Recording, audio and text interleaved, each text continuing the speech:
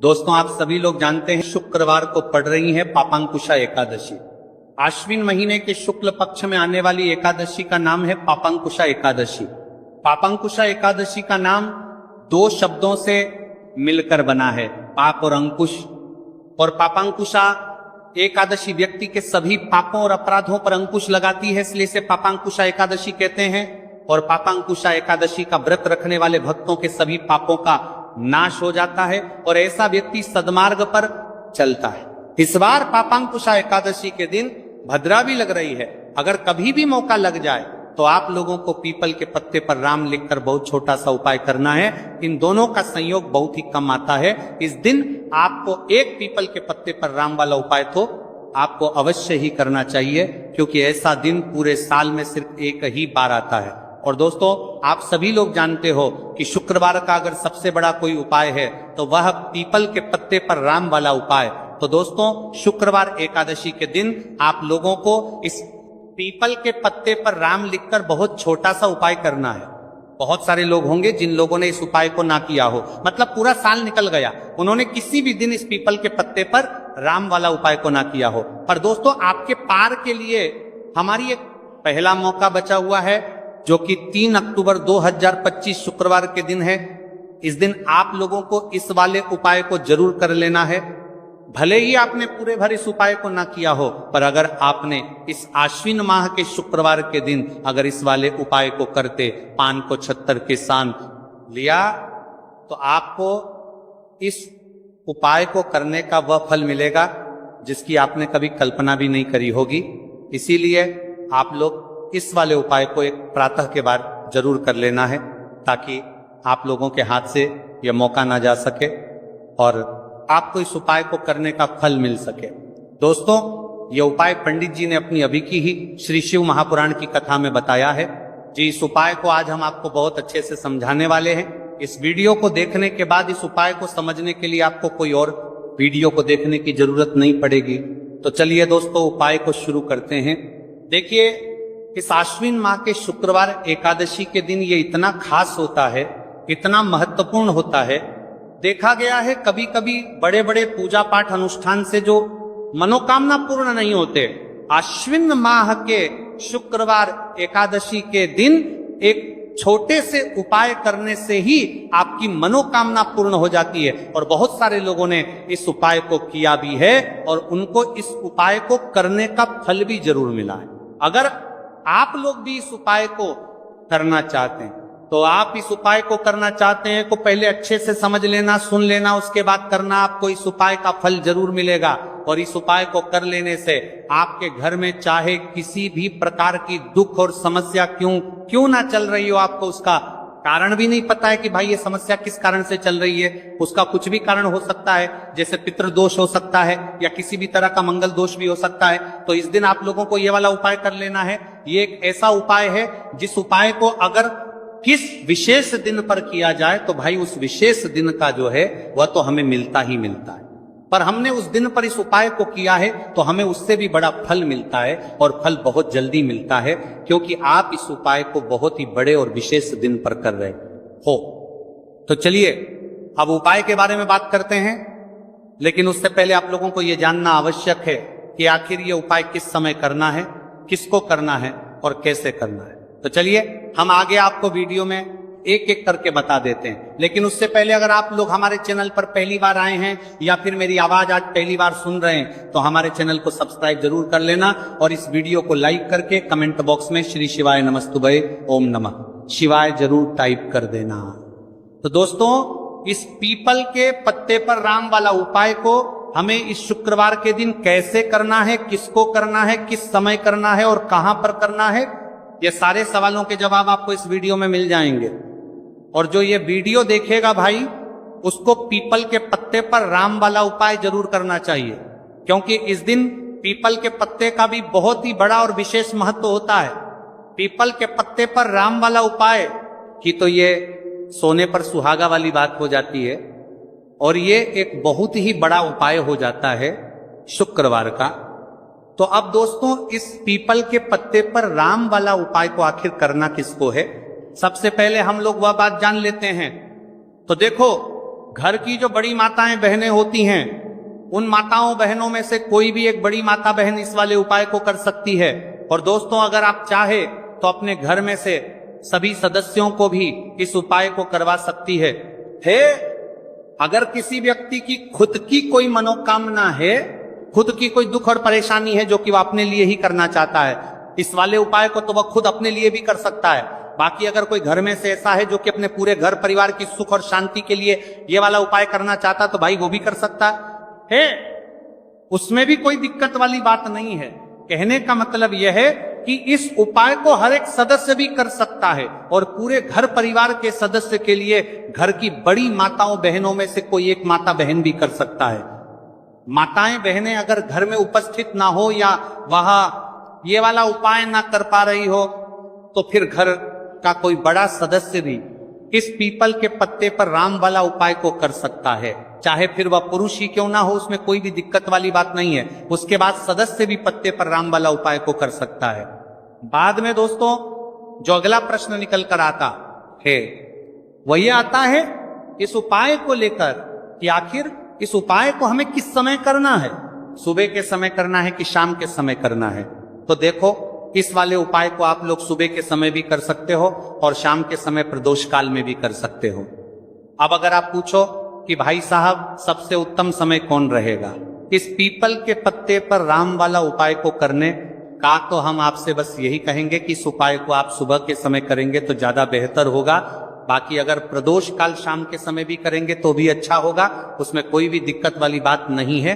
तो अब दोस्तों जो अगली सबसे बड़ी और महत्वपूर्ण बात आती है वह ये आती है कि सुबह अगर हम उपाय को करेंगे तो हमें कितने बजे से लेकर कितने बजे तक के बीच में करना है, और शाम के समय प्रदोष काल में करेंगे तो हमें कितने बजे से लेकर कितने बजे के बीच में करना है। तो देखो, सुबह जितनी जल्दी हो सके आप उपाय को करने की कोशिश करना।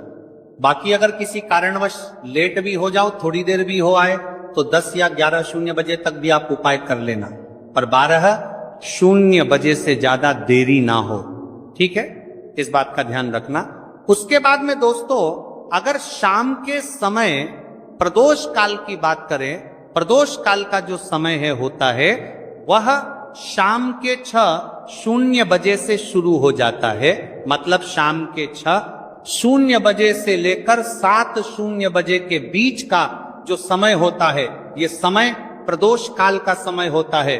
तो आप इस उपाय को 7 या 8:00 बजे के बीच में भी कर सकते हो। मतलब शाम के 6:00 बजे से रात 8:00 बजे के बीच में आप कभी भी इस वाले उपाय को कर सकते हो। उसमें कोई भी दिक्कत वाली बात नहीं है। हमें किसी भी दिन आपको पीपल के पत्ते पर राम लिखकर बहुत छोटा सा उपाय करना है। ऐसा समझ लीजिए जितने भी आपके शत्रु हैं, जो भी आपके विरोधी हैं, दुश्मन हैं, जो आपको हर तरफ से परेशान कर रहे हैं, अब उन शत्रुओं की अकड़ निकलेगी। शत्रु का किया कराया भी तुरंत हट जाएगा जब शुक्रवार में आप इस छोटे से उपाय को करेंगे। तो देखिए, आज की वीडियो विशेषकर उन लोगों के लिए ही है जो अपने जीवन में शत्रुओं से और दुश्मन से बहुत ज्यादा परेशान हो चुके हैं। देखिए, जगत जननी मां जगदम्बा का हम शुक्रवार में पूजन करते हैं और उनसे जुड़े हुए उपाय करते हैं। साथ ही साथ आपको बता दें कि शुक्रवार में संकट मोचन हनुमान जी का पूजन करने से और उनसे जुड़े हुए कुछ उपाय करने से जीवन के बड़े से बड़े कष्ट भी क्षण भर में दूर हो जाते हैं। तब बहुत कम समय में आपके शत्रु और आपके विरोधी आपके जीवन से दूर हो जाएंगे। आपके दुश्मन लाख कोशिश करने के बाद भी आपका बाल भी बांका नहीं कर पाएंगे, अगर आप शुक्रवार में इस परेशानों के जीवन के पार की बीच ना छोटे से उपाय को कर लेते हैं। अब देखिए, आज का जो समय है ये कलयुग का समय है और कलयुग के एकमात्र देवता जो अपने भक्तों के जीवन से सारे कष्टों को दूर कर देते हैं वह स्वयं है संकट मोचन हनुमान जी।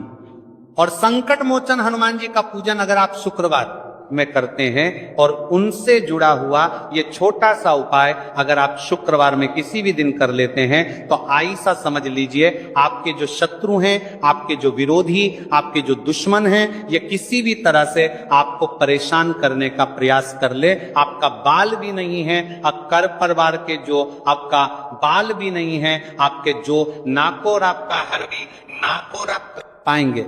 दूसरी चीज, अगर आपके शत्रु ने आपके ऊपर कोई भी तंत्र मंत्र करवा रखा है, कोई भी जादू टोना, कोई भी ब्लैक मैजिक आपके ऊपर करवा दिया है या करवाने का प्रयास कर रहे हैं, ऐसा समझ लीजिए वो किया कराया आप तक पहुंचेगा ही नहीं। और अगर आप तक पहुंचेगा, आपके बाद करते गया है, कोई भी ब्लैक मैजिक तुरंत हट जाएगा जब आप इस छोटे से उपाय को शुक्रवार में करेंगे। देखिए, उपाय का रहेंगे छोटा है लेकिन बहुत महादिव्य चमत्कारी है। मतलब उपाय को करने में ना तो आपका ज्यादा समय जाएगा, ना ही इसमें आपके ज्यादा पैसे लगने वाले हैं। और ऐसा समझ लीजिए कि एक बार ही अगर आपने इस उपाय को शुक्रवार में कर लिया तो इसका महादिव्य चमत्कार आप खुद देख लेंगे। तो शुक्रवार के जो 9 दिन होते हैं ये बहुत ही सिद्ध दिन होते हैं। मतलब शुक्रवार के दिनों में 9 माता रानी हमारे घरों में आती हैं, अपने भक्तों के जीवन से कष्टों को दूर करती हैं। साथ ही साथ आपको बता दें कि शुक्रवार के टाइम पर जब भी आप संकट मोचन हनुमान जी के उपाय करते हैं तो माँ दुर्गा की आपको असीम और विशेष कृपा मिलती है। माँ दुर्गा आपसे बहुत जल्दी प्रसन्न होती है और आपके सारे संकटों को वह दूर कर देती है। तो पीपल के पत्ते में और पीपल के पेड़ में होता है। देवी देवताओं का वास पीपल के पेड़ में श्री हरि विष्णु साक्षात मां लक्ष्मी वास करती है। पीपल के देव में हमारे पितरों का वास होता है। पीपल का जो पेड़ होता है, इसका पूजन करने से शनिदेव की कृपा, उनका आशीर्वाद मिलता है।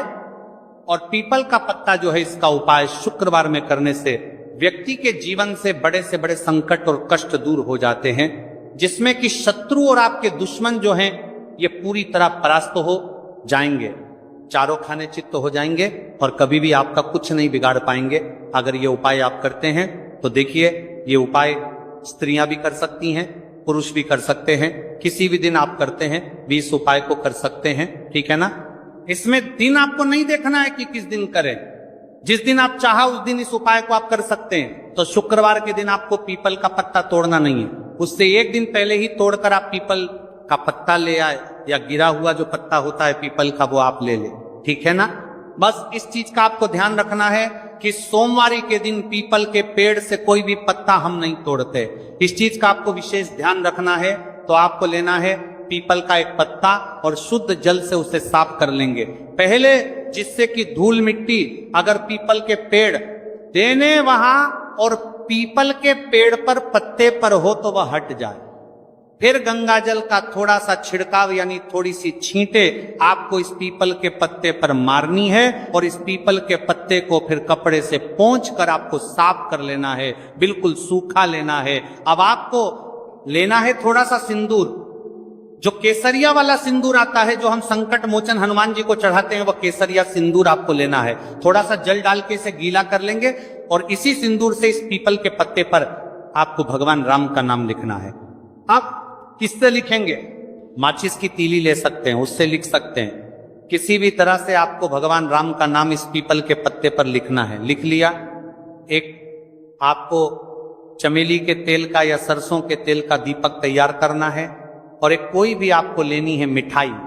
मिठाई में यहां पर आप बूंदी का प्रसाद ले सकते हैं, बेसन का लड्डू ले सकते हैं और अगर आप इमरती ले लेते हैं तो ये और भी उत्तम है। देखिए, इमरती का जो भोग होता है ये संकट मोचन हनुमान जी को बहुत ज्यादा प्रिय है।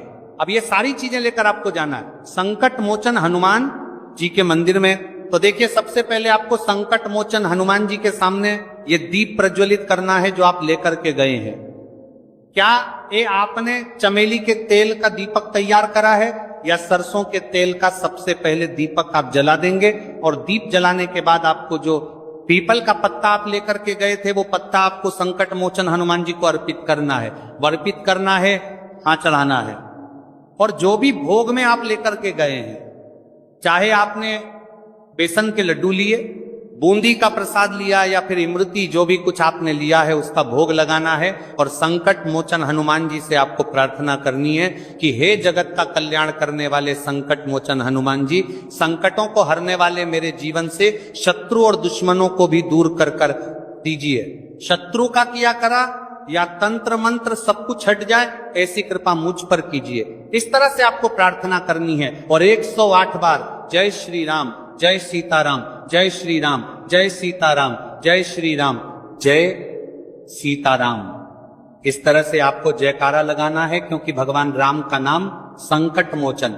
हनुमान जी को सबसे ज्यादा प्रिय जय श्री राम, जय श्री राम, तो जयकारा लगा देंगे।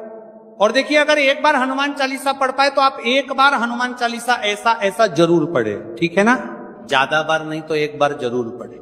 जयकारा तो आपको बिल्कुल से लगाना है, और इस छोटे से उपाय को किसी भी दिन कर लीजिए, सुबह कर लीजिए, शाम को कर लीजिए, और किसी भी दिन, जैसे शुक्रवार की तिथि जो होती है ना, ये बहुत बड़ी होती है, आप उस दिन भी इस उपाय को कर सकते हैं, जरूर से करें। शत्रुओं और दुश्मन, आपके जो विरोधी हैं, ये पूरी तरह चारों खाने चित हो जाएंगे और आपका बाल भी वहां का नहीं कर पाएंगे।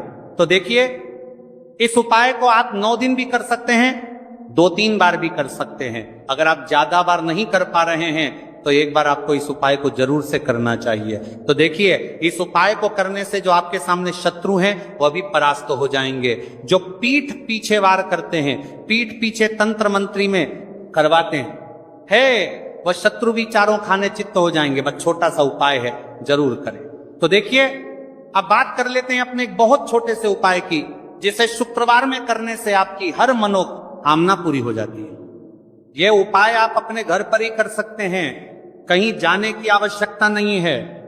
कोई भी ऐसी विश जो बहुत लंबे समय से अधूरी है, पूरी नहीं हो रही है, या धन को लेकर आप बहुत परेशान हैं, या घर में संकट कष्ट बहुत आते हैं, बीमारियां बहुत आती हैं, तो एक लाल पुष्प, जैसे कि गुलाब का फूल भी लाल होता है, आप जरूर से अपने घर के मंदिर में मां दुर्गा को अर्पित करें और एक देसी घी का दीपक लालाती का जलाकर मां का पूजन करें। शुक्रवार में अगर लाल रंग से जुड़ा हुआ यह उपाय आप करते हैं, आपकी सारी मनोरथ, सारी मनोकामनाएं मां पूरा कर देंगी, क्योंकि लाल रंग मां दुर्गा को बहुत प्रिय है। लाल पुष्प और लाल रंग की बाती का दीपक आपकी बड़ी से बड़ी मनोकामना को भी पूरा कर देगा। शुक्रवार में यह उपाय आप किसी भी दिन कर सकते हैं। दूसरे उपाय की हल्दी वाला जल आपको अपने घर में किस जगह पर डालना है और उपाय को कैसे करना है और कैसे ये हल्दी वाला जलते। आश्विन माह का शुक्रवार एकादशी के दिन जब आप अपने घर में डालते हैं, छीनते हैं, उपाय को करते हैं, तो सीधे सीधे मां लक्ष्मी आपसे प्रसन्न होकर आपके घर में आती हैं और श्री हरि विष्णु के साथ आती हैं। स्थिर लक्ष्मी का आपके घर में वास होता है। कहने का मतलब है कि फिर कभी भी मां लक्ष्मी आपके घर को छोड़कर नहीं जाती है। जो लोग कहते हैं कि हमारे घर में धन तो आता है लेकिन चला जाता है, लेकिन फिजूल खर्ची बहुत है। धन तो घर में आता है लेकिन तिजोरी कभी धन से भरी नहीं रहती है, खाल की हो जाती है। तो 90 पर लोग ऐसे होते हैं जिनके जीवन में यह समस्या होती है कि हमारे घर में स्थिर लक्ष्मी का वास नहीं है। देखिए, हम सभी चाहते हैं ना, और हाँ, लक्ष्मी और श्री हरि विष्णु हमेशा हमारे घर में रहे, उनका आशीर्वाद बना रहे, हम हमारे जीवन के जितने भी दुख हैं उनका सामना जो है बहुत आसानी से कर सके। देखिए, जब व्यक्ति के पास पैसा नहीं होता है ना, तो वो बहुत सारे कष्ट दुख उसके जीवन में जब आते हैं उनका सामना भी नहीं कर पाता है, और जब उसका आर्थिक पक्ष मजबूत होता है तो बहुत सारी समस्याएं उसे अपने जीवन में जो आती हैं वह छोटी लगती है। लेकिन अगर पैसा भी पास नहीं है तो छोटी छोटी प्रॉब्लम्स और छोटी छोटी चीजें जो पहुंच सकता है, कुछ सारी कर पा सकता है, हमारे जीवन में आती हैं, वो भी बहुत बड़ी लगने लगती। तो आपको करना क्या है, आपको यहां पर लेना है गंगा जल। तो देखिए, सबसे पहले तो आपको अपने पूरे घर में गंगा जल का छींटा लगाना, ठीक है ना। गंगा जल आपके घर से जितनी भी नेगेटिव एनर्जी होती है उसे बाहर कर देता है, ठीक है ना। गंगा जल का छिड़काव जब आप करते हैं, उसके बाद कोई पूजा पाठ करते हैं, कोई उपाय करते हैं, वो पूरी तरह से सफल होता है, क्योंकि आपके घर में पॉजिटिव एनर्जी, सकारात्मक ऊर्जा आ जाती है, ठीक है ना। तो इतना करने के बाद आपको क्या करना है, एक लोटे के अंदर या एक कटोरी किसी भी चीज के अंदर आपको अपने घर का शुद्ध जल लेना है। ले लिया, उसके बाद पीसी हुई हल्दी उसके अंदर मिलानी है, मिला दी। जब हल्दी आपको मिलानी है, ठीक है ना, उस समय आपको श्री हरि विष्णु का ध्यान करना है। श्री हरि विष्णु से प्रार्थना करनी है कि मेरे घर में धन बढ़े और कभी भी मेरे घर की जो सुख समृद्धि है उसमें कमी ना आए, ठीक है ना। जब आप जल मिला लेंगे उसके बाद आपको तुलसी का एक पत्ता लेना है। तुलसी का पत्ता पहले ही तोड़ लें, शुक्रवार एकादशी के दिन भूलकर भी आपको नहीं तोड़ना है। तो वाले दिन नहीं तोड़ेंगे, उससे पहले ही तुलसी का पत्ता तोड़कर रख लें। अगर आपके घर में तुलसी का पौधा इस टाइम सूख गया है, नहीं है, जहां पर भी आपको तुलसी का कोई पत्ता मिल जाए, एक पत्ता आप ले आए, उस तुलसी के पत्ते से आपको अपने पूरे घर में उस हल्दी वाले जल का छींटा लगाना है। सूख गया है, बस से पहले घर के मंदिर में लगाएंगे, ठीक है ना।